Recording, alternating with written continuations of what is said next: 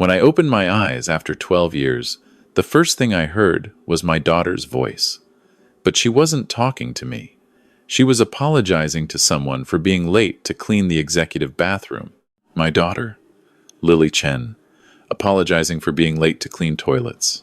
In the company I built, let me back up. My name is William Chen, and if you'd asked anyone in Silicon Valley back in 2013, they'd tell you I was the guy who revolutionized cloud storage security. Chentech Secure wasn't just another startup. We held patents worth hundreds of millions. We had contracts with half the Fortune 500, and at its peak, our headquarters alone was valued at $120 million. Then my plane went down over the Pacific. They found the wreckage 3 days later, found my wife's body. But somehow, I survived.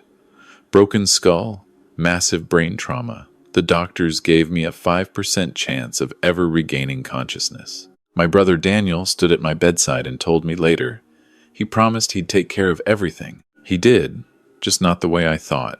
For 12 years, I floated in darkness. But here's what nobody tells you about being in a coma. Sometimes you can hear. Not always, not clearly, but fragments, voices, enough to know the world is moving on without you. Enough to hear your brother's voice get more confident over the years. Enough to hear him stop visiting altogether after year 3. The doctors called it a miracle when I woke up. I called it a nightmare. I was in some state nursing facility in Sacramento, 2 hours from my home in Palo Alto. The nurse who came when I first opened my eyes looked shocked, then excited, then she ran to get a doctor. Nobody recognized me. Why would they? The last pictures of William Chen showed a fit 58-year-old with dark hair and a sharp suit. The man in that bed was 70, gray, weighing maybe 130 pounds. It took 3 weeks before I could speak clearly. Another 2 before I could walk with assistance. The staff treated me kindly, but like I was nobody. Just another coma patient whose family had warehoused him in a budget facility. When I asked about my company, the young nurse looked confused. "You mean Dan Chen Tech?" she said. "Daniel Chen's company?" "My brother's name, not mine." "The headquarters is beautiful," she continued, scrolling through her phone. "Look, I follow them on Instagram. Daniel Chen is like a genius. He's always posting about innovation and disrupting the industry." She showed me a picture. My headquarters. My glass and steel building that I designed with the architect. But the sign had changed. Where Chentech Secure used to arc across the entrance in brushed aluminum, now it read Dan Chen Tech in bold letters. And there was Daniel, my younger brother, standing in front of it. Silver hair styled perfectly. Expensive suit. The caption read, "Another day building the future. Grateful for this journey since founding Dan Chen Tech in 2013. Since founding, the year I went into a coma. I stared at that phone screen until the nurse got uncomfortable and took it back. She must have thought I was confused, brain damaged. Maybe she was right to think so, because I couldn't process what I was seeing. My physical therapist, Marcus, was the one who helped me understand how to get information. Not because he believed me. He just felt sorry for the old man, who kept insisting he used to be rich. "Look," Marcus said one day, keeping his voice gentle, "I'll help you look up whatever you want. But you gotta understand, sometimes coma patients have false memories. The brain tries to fill in gaps. I don't have false memories," I said. "My name is William Chen. I founded Chentech Secure in 2006. Check the incorporation documents." He did, to humor me. I watched his face change as he read. "Okay, so there was a William Chen listed as co-founder," he admitted. "But it says here he died in a plane crash in 2013. There's an estate settlement document and everything. His assets were transferred to..." "Oh, to his brother, Daniel," I finished. "As his only surviving family member and business partner." Marcus looked at me different after that. Within a week, he'd helped me contact a lawyer. Not my old lawyer. Theirs had apparently retired to Costa Rica 5 years ago, conveniently unreachable. But Marcus knew a guy who knew a guy. Roberto Martinez. 73 years old, still practicing, and mean as a snake when he smelled injustice. Roberto visited me in the nursing home on a Tuesday. He brought a briefcase full of documents and a recording device. "Tell me everything," he said. "Start from the beginning." So I did.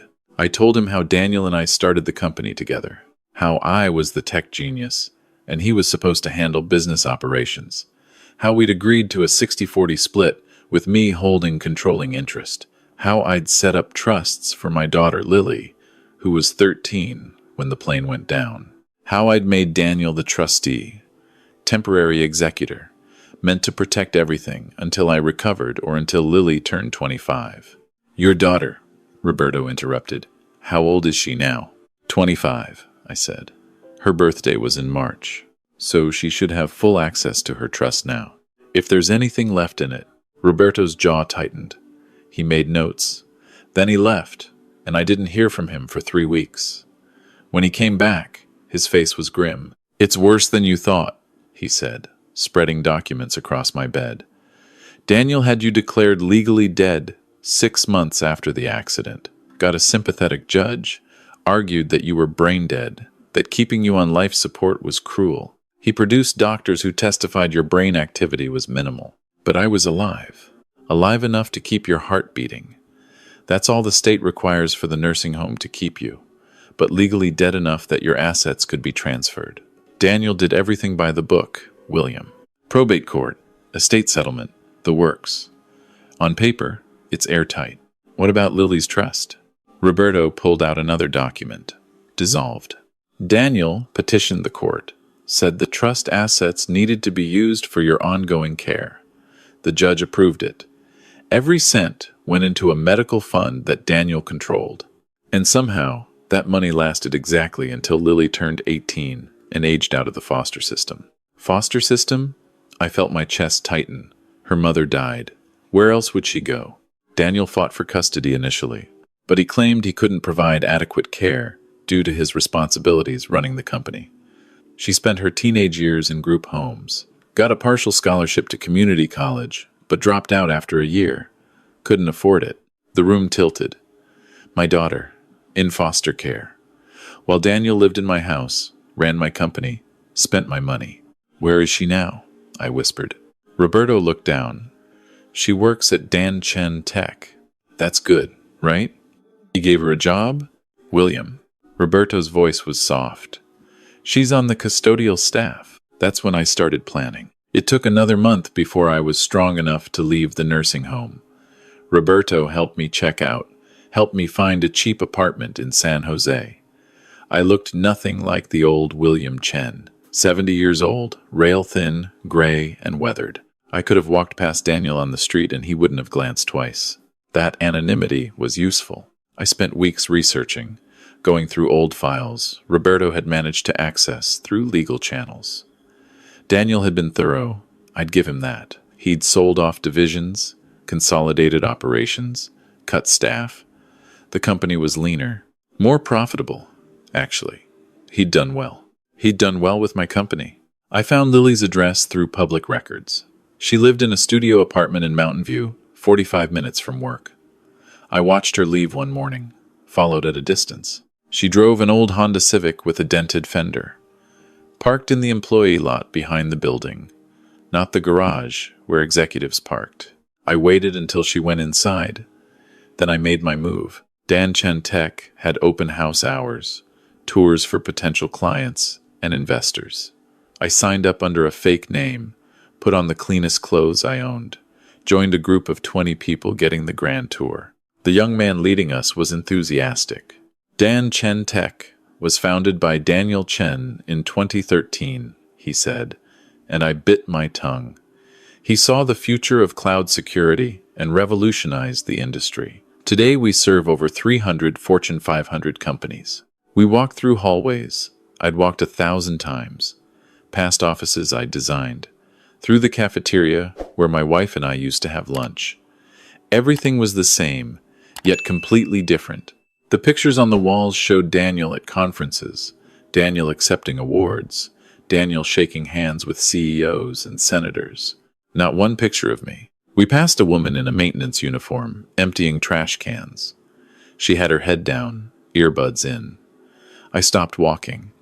The tour guide continued talking, but I couldn't hear him anymore. It was Lily, my daughter, 25 years old. I'd missed her entire adult life. She'd been 13 the last time I really saw her. Now she was a woman. She had her mother's eyes, her mother's dark hair pulled back in a practical ponytail. And she was emptying trash in the company that should have made her a millionaire. Sir? The tour guide had noticed I'd stopped. Are you all right? I couldn't speak. Lily had moved down the hall, away from us. I watched her disappear around a corner. I need to use the restroom, I managed. I left the tour group and followed her. She'd gone into a supply closet. I could hear her inside, restocking cleaning supplies. When she came out, I was standing there. She looked startled. Oh, sorry. Did you need something? My voice cracked. Do you like working here? She blinked at the odd question. It's a job, she said carefully. Can I help you find something? The tour group went that way. Your name is Lily, I said. It wasn't a question. Now she looked uncomfortable. Yes, I'm sorry. Do I know you? No, I said, and it was like a knife through my chest. No, you don't. I'm sorry. I'll go. I turned and walked away before I broke down. Behind me, I heard her say something to another custodian about weird old guys on tours. That night, I sat in my apartment and looked at everything Roberto had compiled. Financial records, court documents, email chains we'd subpoenaed. 12 years of Daniel methodically erasing me from existence while building an empire on my work. But I also found something else. A single paragraph in the original partnership agreement, buried in the legal language, a clause I'd insisted on, even though Daniel had laughed at my paranoia. If either partner is declared dead but later found to be alive, all assets revert to original ownership pending review. Daniel's lawyers had missed it, or they'd assumed it would never matter. What were the odds of someone waking up from a 12-year coma? Roberto called me at midnight. I found something else, he said. Your old assistant, Margaret. She's still alive. She's been trying to reach you for years. Margaret was 78 years old and living in a retirement community in Sunnyvale. When I called her, she cried for 10 minutes straight. I knew, she sobbed. I knew you weren't dead. They tried to make me sign documents saying you had no brain activity, but I refused. I visited you every month for 5 years, William. Every month, until Daniel banned me from the facility. He said I was disrupting your care. Did you keep any records? I asked. Anything from before? Everything, she said. I kept everything. Your files, your emails, your notebooks. I knew someday you'd need them. She'd stored it all in her garage. Boxes and boxes of evidence. Original source code with my annotations. Design documents in my handwriting. Emails where I explained technical concepts to Daniel because he never understood the engineering side. Patents with my name listed first as primary inventor. Proof that I'd built the company, that I'd created the technology, that Daniel had been, at best, a business manager who'd gotten very lucky. We spent weeks building the case. Roberto brought in a forensic accountant who traced every dollar Daniel had moved. We found the suspicious payments, the shell companies, the offshore accounts. We found evidence that Daniel had paid 3 doctors to testify. I was brain dead. We found the nursing home administrator who'd taken a bribe to bury my records. This is fraud, Roberto said. Multiple counts. Enough to put him away for 20 years. I don't want him in prison, I said. I want my company back. I want my daughter to know the truth. You can have both, Roberto said.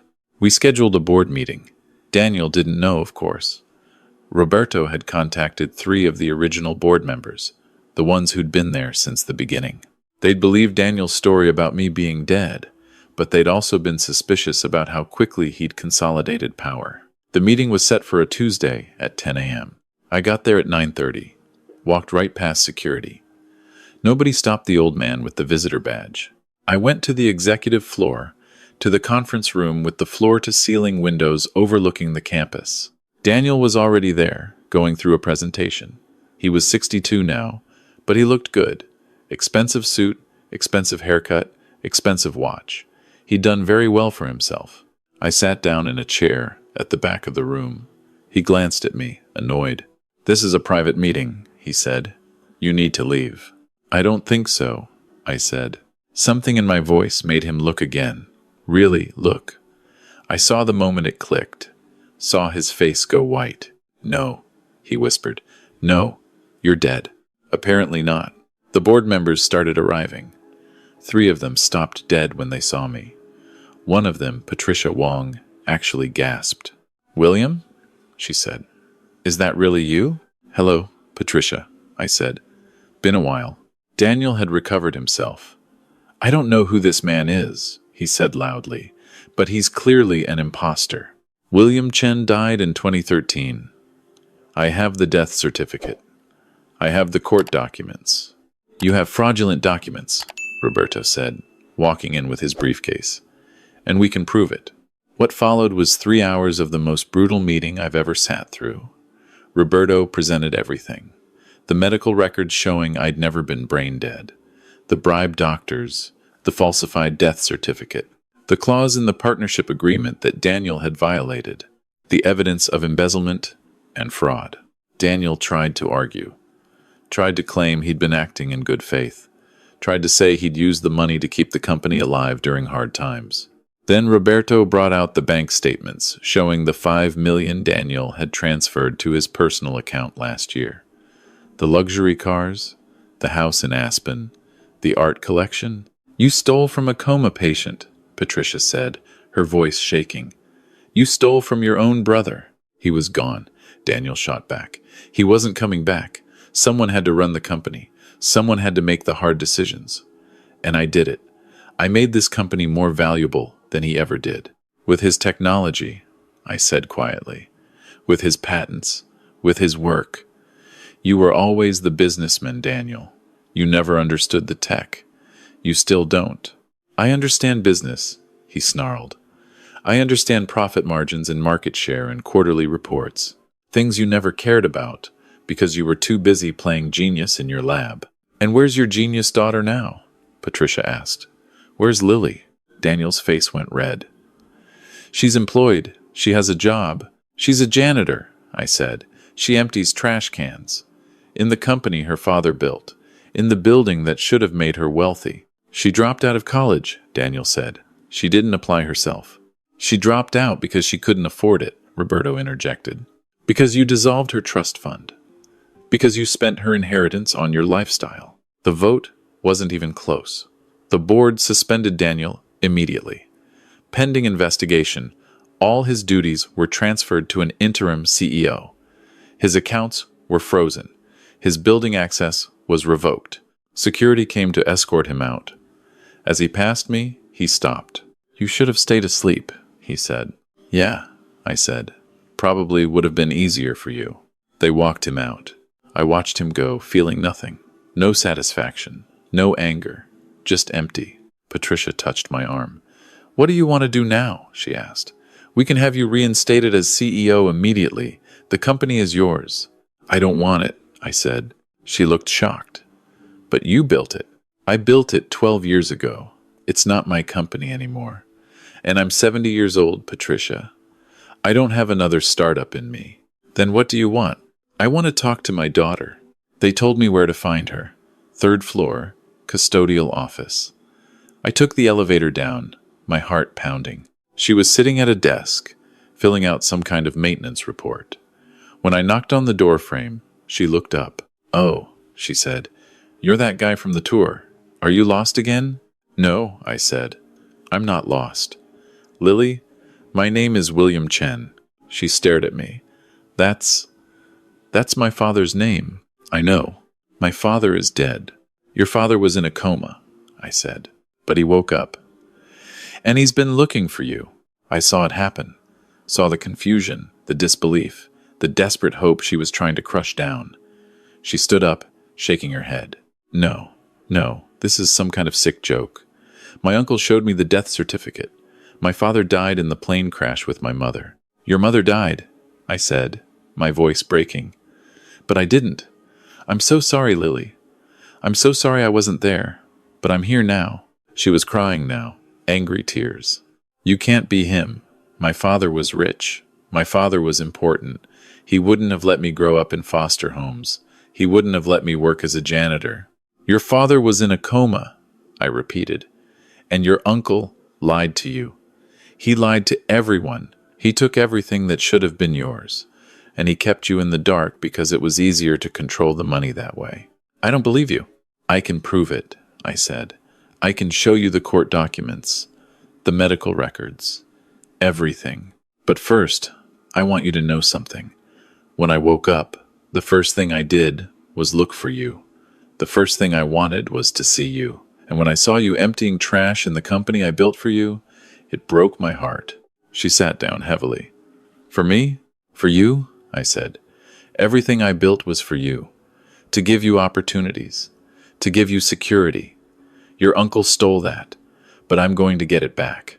It took time. It took weeks of showing her evidence, of sitting with her while she processed the betrayal. She was angry. At Daniel, yes, but also at me, for leaving her, for not waking up sooner, for not being there when she needed me. I let her be angry. She'd earned it. The legal proceedings took months. Daniel was indicted on 14 counts of fraud. He hired expensive lawyers, tried to make a deal, but the evidence was overwhelming. Roberto was relentless. Margaret testified. The board members testified. I testified. In the end, Daniel took a plea deal. 7 years in federal prison. Restitution of all stolen assets. Permanent ban from serving as an officer in any corporation. The company was restructured. I didn't take it back. Instead, I signed everything over to Lily, 51% controlling interest. She was now the majority owner of Dan-Chen Tech, which she immediately renamed Chentech Secure. I want people to know, she said. I want everyone to know what my father built, what was stolen, and what I'm going to do with it. She quit her custodial job, obviously, enrolled in business school, hired good people to run operations while she learned, and she was smart, had her mother's instincts for people, my instincts for technology. I stayed on as an advisor, consultant. I had an office, but I wasn't running anything. I'd done that already. This was her time. Sometimes I'd walk the hallways and see the pictures on the walls. They'd updated them. Now there were old photos of me from before the accident. Me and Lily when she was a baby. Me and her mother. Me in the lab with my team, working on the original security protocols. And new photos. Lily at conferences. Lily accepting awards. Lily building her own legacy. One day, about a year after everything happened, she came into my office. I got something in the mail, she said. She handed me an envelope. It was from Daniel, a letter from prison. I read it while Lily watched. It was short, no real apology, just an explanation. He'd always been jealous, always been second best, always been the business brother, while I got to be the genius. When the plane went down, he saw an opportunity, a chance to finally be first, to build something people would remember him. He was sorry it had hurt Lily, but he wasn't sorry he'd done it. What are you going to do? Lily asked. I folded the letter. Nothing, I said. He's exactly where he belongs. Do you think about what you lost? She asked. All those years, every day, I admitted. But I also think about what I found. You, this second chance. Most people don't get to see their children build empires. She smiled. I learned from the best. You learned from your uncle too, I said. You learned what not to do. That's just as valuable. Later that night, I sat in my apartment and looked out at the Silicon Valley lights. Somewhere out there, Daniel was in a cell. Somewhere, Roberto was still fighting battles for other people. Somewhere, Patricia and the other board members were running their own companies, older but wiser. And here, Lily was building something new, something that was hers, using everything I taught her, everything she'd learned the hard way, everything this whole mess had revealed about human nature and family and trust. I lost 12 years. I can't get those back. I lost my wife. I can't change that. I lost my daughter's childhood. That's gone forever. But I got something back too. I got to see my daughter become the person I always hoped she'd be. Strong, smart, resilient. She'd survive the worst kind of betrayal and come out on the other side. And she did it without me. She didn't need me to succeed. She just needed the chance. That's what Daniel never understood. You can steal money. You can steal companies. You can steal years. But you can't steal the person someone becomes. You can't steal their strength, their intelligence, their drive. Lily was always going to be extraordinary. Daniel just tried to hold her back. And when I woke up, when I saw what he'd done, I made sure she got her shot. Everything else, the company, the money, the validation, that's just details. What matters is I got my daughter back, and she got her father back, even if he is 70 years old and didn't recognize her at first and missed everything in between. But we have now, we have today, and tomorrow, and whatever time is left, and that, after everything, is enough. I still walk the halls sometimes. Lily doesn't mind. I like to see what she's building. The new security protocols. The expanded services. The culture she's creating where people matter more than profits.